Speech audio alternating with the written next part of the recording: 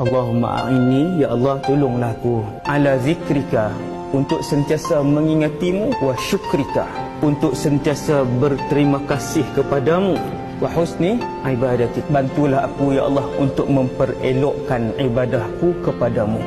Doa ni Nabi ajar kepada Sayyidina Muaz. Kita jarang meminta, sedangkan Allah itu suka manusia yang paling banyak memohon kepada Allah. Lepas Nabi sebut tu, aku sayang kamu wahai Muaz, jangan tinggal tiap-tiap kali selepas kamu solat, selepas bagi salam, Allahumma a'inni ala zikrika wa syukrika wa husni ibadatik.